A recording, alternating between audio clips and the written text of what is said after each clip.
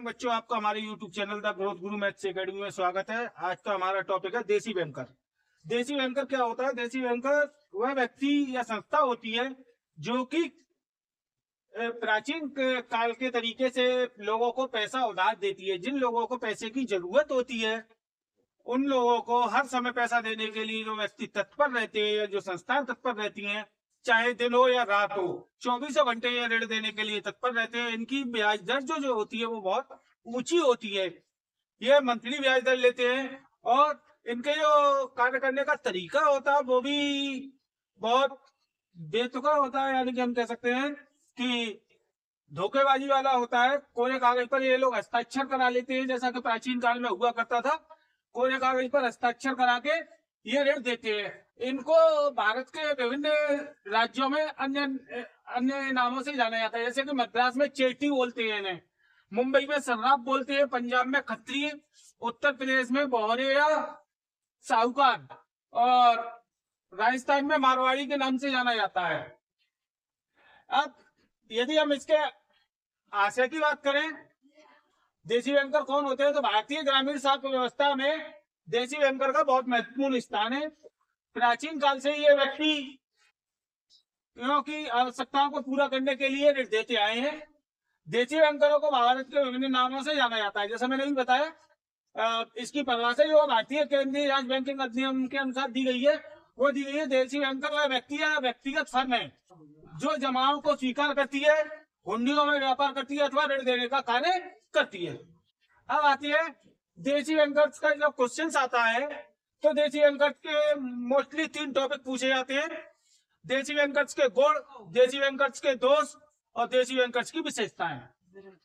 तो पहले देसी बैंकर के गुण। गुण क्या है? देसी बैंकर में क्या क्या गुण होते हैं? देसी बैंकर अनुत्पादक कार्यों के लिए वे भी ऋण देते हैं।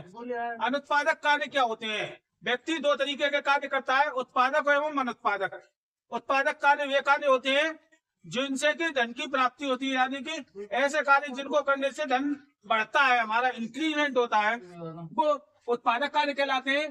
जबकि अनुत्पादक कार्य वे कार्य कहलाते हैं जिनसे पैसा पैदा नहीं किया जा सकता, यानी कि वे फालतू के कार्य, जैसे शराब का सेवन, जुआ खेलना इत्यादि अनुत्पादक कार्यों में आते हैं। बीज, खाद एवं यंत्र आदि की सुविधा देना। देसी बैंकर जो होते हैं वो किसानों को बीज खरीदने, खाद खरीदने एवं मशीनें खरीदने के लिए भी ऋण देते हैं। घरेलू उद्योगों को पूंजी प्रदान करना, यानी कि जो भी घरेलू उद्योग होते हैं, घरेलू उद्योगों को पैसे की कमी को पूरा करने के लिए भी देसी बैंकर ऋण देते हैं।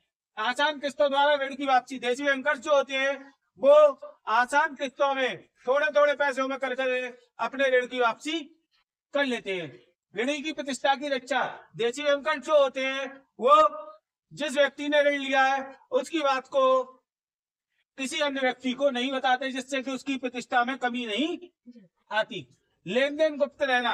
इनके जो लेन देन होते हैं वह गुप्त रहते हैं। इनके लेन देनों की जानकारी किसी अन्य व्यक्ति को नहीं होती। कुटीर उद्योगों के लिए ऋण देना।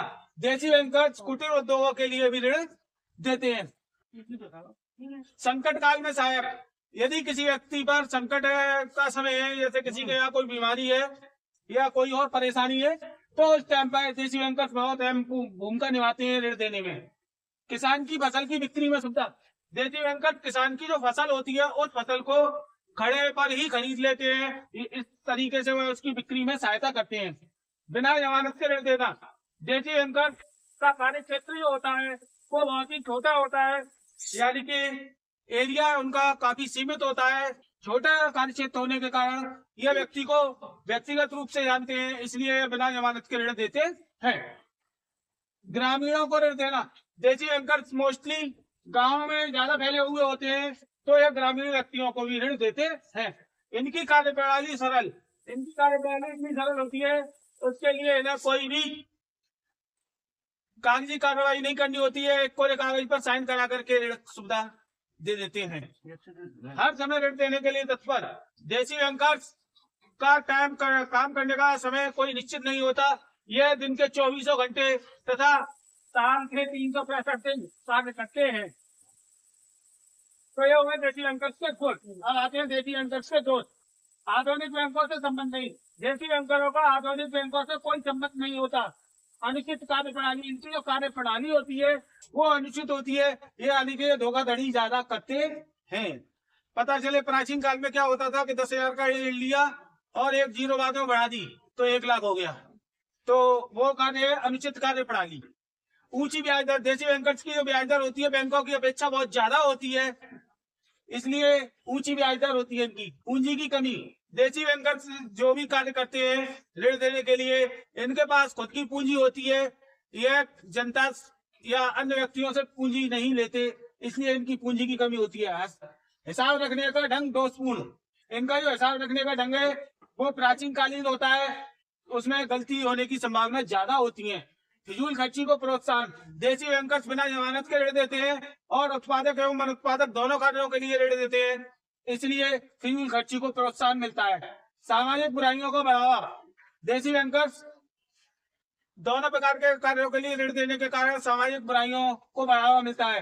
कोरे कागज पर हस्ताक्षर करा ऋण देना, देसी बैंकर्स कोरे कागज पर हस्ताक्षर कराकर ऋण दे देते हैं। बेकार लेना, देसी बैंकर्स आसपास के होने के कारण व्यक्ति के शादी विवाह समारोह, बीमारी तथा किसी के यहाँ मृत्यु होने पर उसके यहाँ स्वतः ही पहुंच जाते हैं और बेकार में काम करने लगते हैं, जिससे कि यदि उसे पैसे की जरूरत हो तो वो उनसे पैसा उधार ले सके, इसलिए इन्हें कहते हैं बेकार लेना।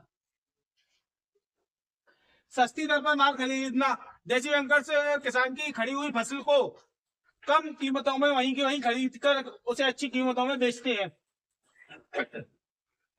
नियंत्रण का अभाव, देसी बैंकर्स के ऊपर भारतीय बैंकिंग अधिनियम लागू नहीं होता, इसलिए इन पर किसी का नियंत्रण नहीं होता। परंपरागत आधारों पर कार्य, यह प्राचीन आधारों पर ही कार्य करते हैं।